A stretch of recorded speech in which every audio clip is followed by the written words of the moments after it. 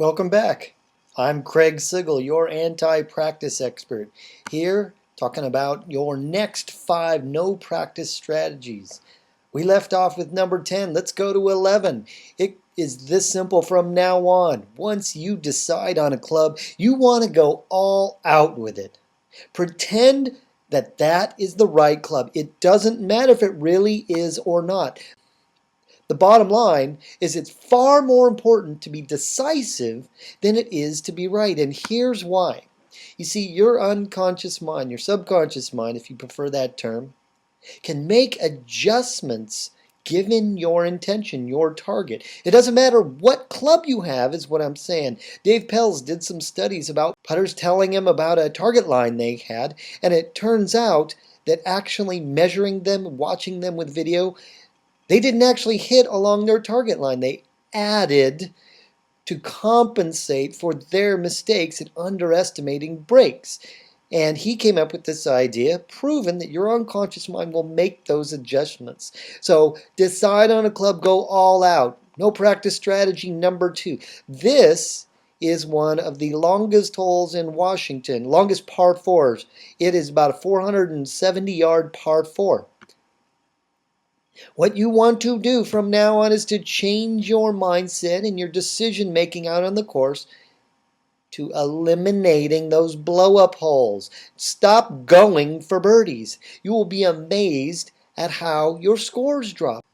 It's the final score that counts, not how many pars you get or how many birdies you get. Those mean nothing in the final analysis. And isn't it really the reason why you play is to beat your last score or to win in competition? So many people lose sight of that while they're out on the course. And think of this fact.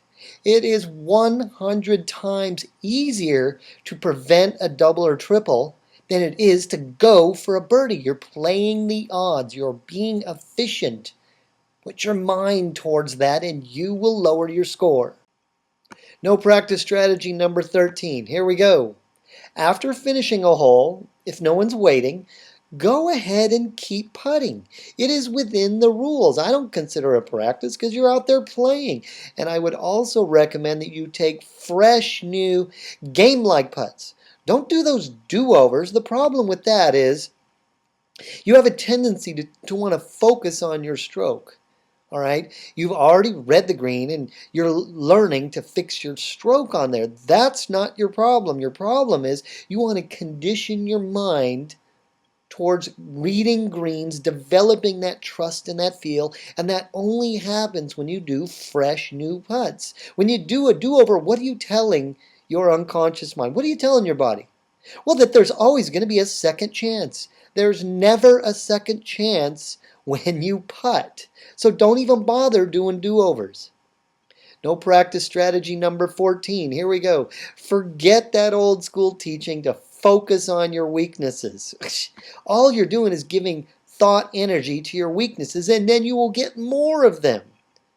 What you want to do is, for every bad shot, go ahead, analyze what went wrong, and then let it go. Forget it. The fact is, you've made great shots with all of your clubs, and you want to tell yourself, your unconscious mind, that this is the way you play, and then you will get more of them. That concept is so simple. I don't understand why golfers do just the opposite and then are surprised when they screw up the way they have been thinking about over the last few holes or the last round. Replay great shots in your mind over and over and over. No practice strategy number 15. For putting, always hold your finish. Many top pros say that you want to listen to the ball going to the cup, not even look. If you want to go that far, great. I can tell you lots of pros have said that they don't even look up like I'm doing in that picture. Here's what happens. If your focus is on holding that finish, you will always have a smooth stroke down your target line. It eliminates so many variables in what happens before you swing. You see, I'm an efficiency fanatic. I'm also a minimalist.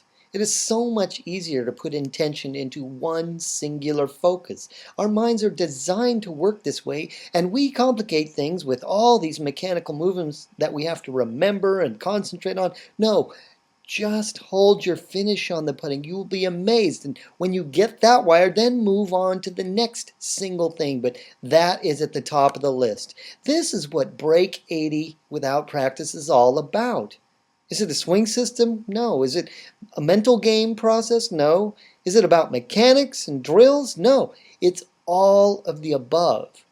It's the quick, fast way to go right to the heart of what it is that you really want out there, lowering your score. And it eliminates all that clutter and confusion. I've distilled out of all these pros saying all these contradictory things what it is that can get you to your lowest score when you don't have enough time to spend hours and hours and hours, thousands of balls hitting range balls. And if you can do that, by all means do it. You will still find amazing benefits out of what I want to teach you. And it is definitely designed for busy people in an audio format, along with some supplemental bonuses and web pages and emails that follow up afterwards to keep you going, keep you on track. Click the graphic below and you'll be taken to the sales page and you will learn all about it. My name is Craig Sigl and I'm here for you. Greens and fairways.